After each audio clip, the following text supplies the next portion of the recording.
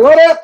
Talkin Yanks pregame show, late night series versus Anaheim, a 4-game set, I believe. I actually found that out recently while I was reading our pregame series that Will writes on the website. I was like, oh, 4-game set, another one? I don't like 4-game sets because there's a possibility you can split them. But we got a 4-game set versus Anaheim. We got another doozy of a lineup, but they're all going to be doozies of lineups. Late night games. We'll see how many people stay up for these. This crew, like how many people are staying up for this crew late night? We'll see. Like Jake's been saying, this may be exciting. Maybe see young guys like upstart Yankees. You know what I mean? How you doing? Prove it, baby. Prove it. The Prove It Yankees. Yes, sir. To the lineup real quick. We have Gardner leading off, playing center field. Voit playing first in the 2-hole. Glaber behind him. Clint, cleanup hitter. In left field, Talkman in right field. Why'd they switch him? I guess right field's harder in Anaheim. Shrug. I think it's a pretty – I mean, they have the larger right field wall in Anaheim, so maybe it's tougher to play off that. But I think dimension-wise, I don't think they're that crazy. I think left field might honestly be a little weirder because it has that weird bend by the foul pole, if you remember that. That's interesting to me. I have that correct, right?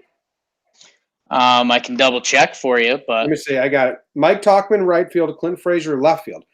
Interested because I think Clint's looked much more natural in right field, unless in Anaheim, left field's easier to play. That's interesting that they switched those guys. Mike Ford is DHing. Urshela is at third. Higashioka is behind the dish. Wade is playing second, and Happer is on the mound. I was just talking about this with Jake earlier. Like, I'm excited about the Yankees. They've won 5 of their 6. Starting pitching's been good. Hitting's been good.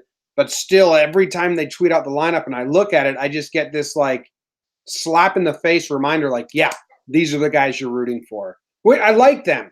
And on paper, like, their names, it's just like, who? What are these guys? Their stats are actually pretty good. Like, Talkman's last stats recently are really good. I mean, obviously, Clint's are insane. Urshela is good. Urshela in his last 7 games has a actually he dropped down a little, Jake. On the year, I think Urshela is good. His last 7 have dropped down a little bit, but he's not been a problem. He's 281 on the season with a 378 on base percentage. Wade is nothing at the plate still. Yeah, and Jimmy, let me cover your butt a little bit. I think the one thing that jumps out that we haven't said yet is LeMahieu's not playing. LeMahieu gets an off day to start the road trip. So that's why there is just a little bit of the lineup doesn't look exactly right. LeMahieu's out, and I mean, Romine Higgy is kind of a coin toss at this point. But, yeah, I mean, DJ LeMahieu coming out, and whether it's Wade replacing him or Shella, however you want to look at it, I mean, that's a pretty significant change to an already banged-up lineup. Boone likes his double off days. Right. And now it seems like he's liking for his main guys an off day surrounding West Coast trips. Like Glaber got it the day before the flight, and DJ gets it the day after the flight. So these are definitely planned out. I do love DJ's ability to pinch hit in big spots better than I liked Glaber's last game because he just slaps it. Yeah, it's a better pinch hitting approach. And yeah, you're right, Jim. We're in the middle of a 13-game stretch. We're in the middle of a West Coast trip. So we saw Gardy get the day off. We saw Glaber get 90% of a day off. We see LeMahieu today kind of for Romine. He's still hungover from hitting the walk-off. And, I mean, this is probably Higgy's last game until Gary comes back. Yes, get Higgy in before exactly. Gary. So that makes sense. Okay. It's, I mean, it's not the names that you signed up to root for when you became a Yankee fan in 2019, but they're getting the job done. I mean, Talkman in his last 7 is bidding 353 with a 1.450 OPS, 3 home runs, 6 hits, 2 doubles. Like, yeah, we're slightly confident seeing Mike Talkman in the 5-hole, which is a little scary. Jim, let me introduce you to your 2019 Los Angeles Anaheim of California Angels. Yeah, hit me with them. And we've got a little bit of controversy. I saw this on Angels Twitter a little bit, but David Fletcher draws the start at second base over Tommy La Stella, who's actually had a really great start to the season. a righty-lefty thing. We'll talk about that a little bit. Michael Trout, upstart center fielder you might have heard of. Andrelton Simmons, Simba at short. No machine. I'm just Albert at first. We got Kevin Smith DHing. Don't have the full scouting report on him, just being honest. Jonathan Lucroy, talented catcher. Getting up there in years, but he can still put together a series. Cole Calhoun in right field. Zach Cozart at third base. And Goodwin in left field to round it out. He's had a strong start to the year. Jimmy, I'm interested to you. What do you see in this Los Angeles of Anaheim, California Angels lineup? Fletcher, young kid, looks attractive enough. Okay. So, let's see. He's from LA. So yeah, he's a hometown kid. Good for him. Yeah. He's having a good season so far. 299 average, 403 slugging. Well, that's not that great, but 750. He looks like he's a slap hitter type of guy. Yeah, they went lefty-righty here because Listella's a lefty, so with Happer on the mound, they went with the righty. And Jimmy, young David Fletcher, and what's been our continuing what to watch for until Gary Sanchez comes back. Fletcher already has 2 swipes on the season. Listella has none. So Fletcher, Simmons, and Trout at the top of that lineup all have pretty good stolen base ability. And as we saw with the Royals and with Higgy behind the dish, I think Anaheim's bringing the run and gun approach if those guys get on base today. Oh, no, Jake. I have bad news for you. Okay. Kevin Smith? Yeah. Kevan. Yeah. I thought that might get to you. That's a bummer. Sorry. They really messed that up at the hospital, and the parents just had to roll with it. And once it's on the birth certificate, Kevan. You know what? It says his nickname is Webby. So, yeah, if they misspell your birth name at the hospital, you got to go nickname from the start. Webby. Yeah, Jim, I will say we're not seeing your buddy Justin Bour in this lineup against the lefty either. We'll probably see him later in the series. I think he's in the doghouse. It's kind of interesting because there are some good major league names you see on this. I mean, Cole Calhoun and Zach Cozart hitting 7 and 8 in this lineup. 6, 7, 8. LaCroix, Calhoun, Cozart. Calhoun and Cozart off to horrible starts this season, though. But that's what the Halos are bringing. And an old friend, the Dark Knight, Matt Harvey on the bump, Jim. Your guy. You've always been a huge Harvey guy. One of the biggest fall from graces in our recent time. He was dating Victoria's Secret models, sitting front row at Rangers games, and all the tabloids did like an ESPN body issue. And then just like the pumpkin wore off, or whatever that saying is from Cinderella. The pumpkin or the shoulder in this case, but yeah. Well, and like his demeanor, like no one liked it anymore. Right, because he wasn't good. That's cool when you're good. You can be a cocky asshole when you're good, and it's like spunky. But when you're bad, now you're just a cocky asshole. Yeah. So he's having a bad season if we want to talk numbers so far. He in his first start versus Oakland, he went 6 innings pitched, 2 earned runs. Good job, Matt Harvey. Good job, Harvey. Going to start the season off great. But after that, 4 innings pitched, 8 earned runs to Texas. 4 innings pitched, 6 earned runs to Milwaukee. 4.1 innings pitched, 4 earned runs. Like that's his next best start is he didn't get out of the 5th inning and allowed 4 runs. So bad track record for everyone that believes in do. There you go. For everyone who believes in why are we making Matt Harvey look like Cy Young, you're going to have some fun tonight if we don't hit him. We do have a weird lineup out. But, yeah, he has a bad track record. Only one person in our lineup has at-bats versus Matt Harvey in their history, and that's Brett Gardner. He's 3 for 9 off of him with a walk, 2 strikeouts, and 3 singles. So 3 for 9. Look for Gardy. No one else has seen Matt Harvey before. And like we were just saying, it really didn't matter because he's a completely different pitcher than when they would have seen him. And when Jimmy was just going through his game logs there, if you couldn't do the quick turkey math, 18.2 innings for Harvey, 20 earned runs on this young season, a 9.64 ERA. So he's fully been on the struggle bus. So yeah, you're right. If he somehow puts a good game together, people are going to freak out. And if we put a good game together, then yeah, that's what we're supposed to do. So we'll see what that ends up looking like. Let's. I was looking at Matt Harvey's pitches just to see what he's throwing these days, and according to the pitcher's list, 60% of the time he throws his four-seam fastball. 24% of the time it's a slider, and then every now and then a changeup. So yeah, pretty basic. Nothing crazy.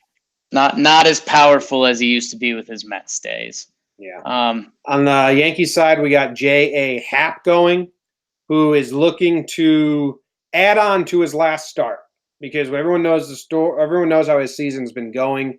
First 3 starts did not look great, and he got rocked by Chicago.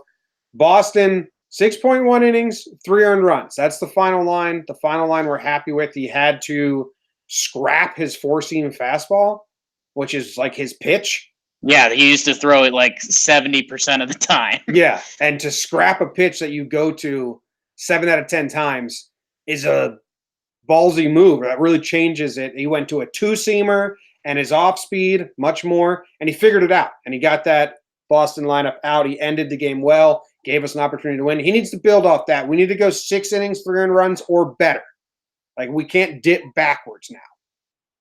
Yeah, he settled down and he had what, four shutout innings after giving about 4 shutout innings after giving up 3 in the first 2 against Boston. So he did settle down there. It'll be interesting. Jim, I know you were half hunting for what to watch for. Maybe see if Happer's got that 4-seamer working early, or if he ditches it or whatever he does. But Happer does lead pretty well into my what to watch for. And I put down one word, Jim, and it's powerful, man. Momentum. And it starts with J. Happ. We talked about he had a slow start to the season. He scrapped in that Red Sox game. Let's see if he can keep his momentum going from that. Jimmy, the Yankees themselves, we're 5-1 in our last 6 games. We were 6-9 about a week ago. And yeah, that is nice. And Jimmy, on the other side of the field, talk about baseball, Susan.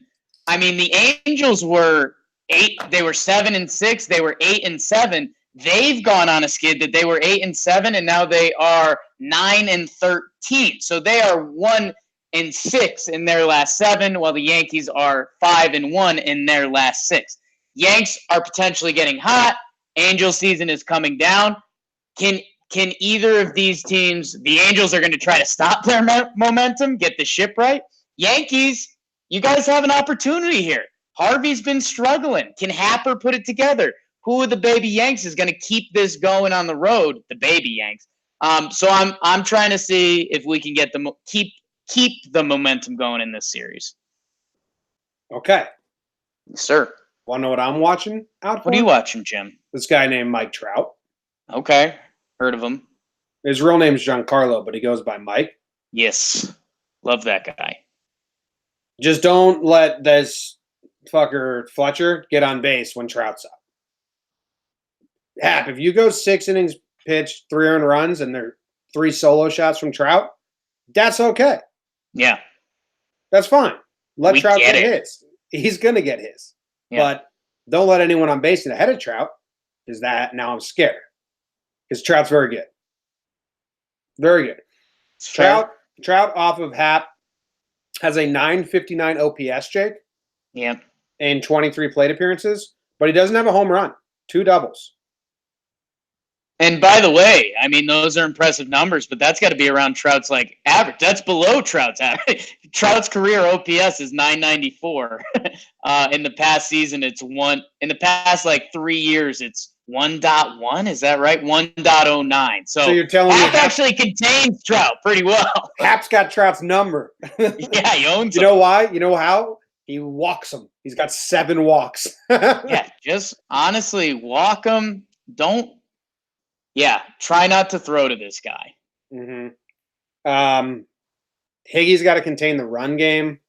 We're unfortunate that Bohr's not in there with Higgy behind the dish. They should have played all their fast runners. So I just got to watch out for Trout, man. Trout's going to get his. Don't let it cost you the game. Fair.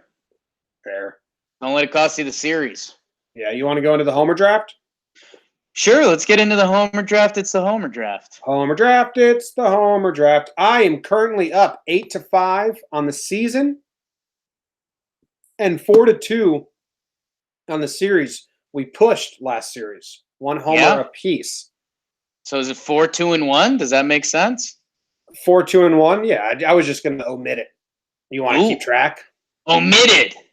It's omitted. Kind of. You're a big San Jose Sharks guy, so I don't know. I thought we'd do it. Who's up? How's that play into it? Hockey playoffs. I think keep track of ties. Ah, I got it now. Yeah. I believe that you're up. You are up first. You're up. Beautiful this time of year. If anyone doesn't know how the Homer Draft works, we're starting anew. Jake chooses 2 players. I choose 2. We can't have the same 2. And you can't choose that player again in the series. And we have another 4-game set, Jake. Right. The 4-game sets are pretty daunting. All right. I think I've got this, Jim. I think I'm going to go with a confident Brett Gardner. Wow. Brett Gardner's seen Harvey before. He's the only guy that's seen Harvey before. Give me Gardy. Okay. All right. I like that. With my first pick, Jake, this may shock you, may rock your world. Going Higashioka. I thought about it because this is the last game. Because he's last game. We got to get him. Make it count. Got to get him while I can. And also, Matt Harvey, he may have been humbled, but he's still cocky enough that he is not preparing for the AAA catcher. No. He's in the back of his head. Harvey's still saying, well, I'll just throw 3 fastballs to that chump. Yeah. And Higgy's going to jump one, put one right into the seats. Damn. Higgy was going to be my second pick. Well done. Yeah. And then my second pick, you know what? Just because I kind of want to talk about this a little bit. Oh, no, never mind. I was going to say Ford because I wanted to talk about how this is his first road trip with an MLB team, like where he gets he didn't have to take a bus to the next stadium. He took a nice airplane and catered meals, and he's in a nice hotel, and he's living like a king. Like Ford hasn't experienced this before, so maybe he's all nice and happy. But to not take Clint in the middle of this hot streak would be stupid. So I'm taking Clint. He's homered in the last 2 games. He's going to pop one. I like it. Damn. Yeah, I was all stoked for Higashioka, the home run stroker. But I thought I'm going to take the guy who I thought for sure you were going to take, and that's Mike Ford. First road trip. He got his first major league hit last game. It was a double. Again, using your Matt Harvey theory there, you think he cares what he's throwing to Mike Ford? Yeah. So that just seems like yardy. So I'm going with the lefty stack today. No Talkman in the 5-hole and been hitting crazy hot. Might look back on that and call ourselves idiots, but maybe we won't either because it's still Mike Talkman. Did you see someone suggested we have a segment on the show where we either just gas up Talkman or we just burn him, basically? Yeah, 1 minute of Talkman, and it's either the nicest things in the world or the meanest things in the world. That's not a bad idea. It's not bad. Let's go to the over-under, Jake, which sure we do, but we haven't been keeping track of, and I always forget what we choose. First, I like guessing. What do you think the Vegas over-under is here? I'm going to guess it's 8.5. Harvey Happ, I'm going Niner. 8.5. Okay. I'm the best ever. I'm gonna say it goes under. I can see the Yankees playing a really sluggish game. Coming off the walk-off, coming off a long plane ride, playing at 10 p.m. their time zone. I can see the Yankees getting the win, but having 6 sluggish innings before they do that. Little mini hangover game after the walk-off. That's fine, Jim, but these are new Yankees. These are the prove-it Yankees. They're out there to get it every damn day. Harvey's bad. We get the bad guys in the Halos bullpen because they want to save the good guys for the rest of the series. Over. You're going over 9.5. Mike Ford and Gardy combined for 3 home runs. So. Are you serious? Nope, but be nice. Be cool if you said you were serious. No. All right, I'm keeping track of these from now on. 9 or 8.5. I went under. You went over. They're now being kept track of. Good. Have anything in the chat? How do you feel about the Yankee game? Blaine asked in the chat. It's a really good question. Really good question. I think they'll play it. I think they're going to play it. Trout is ridiculous. Numbers don't even make sense. He's the best player in baseball and maybe the best player in the history of baseball. Yeah, he's like on that path. So watch out for him. So don't let him sleep on him. Yeah. All right. Hey, if you're hanging out and you're waiting for entertainment, if you're watching this right now, Jake and I are doing the voicemail episode in like 10 minutes. If you're a Patreon member, join us live. And that's the end. I don't know why I said end at the end of it. Like there was more. There wasn't more. If you're a Patreon member and you want to join live before the game starts, do so. We're about to set it up. But for now, enjoy this West Coast trip. If you're staying up, hop on the Twitter and hang out with us and go Yanks. See ya. Do you want to read my shirt for them? Giancarlo, let the rhythm take you over, Giancarlo. Talkin Yanks.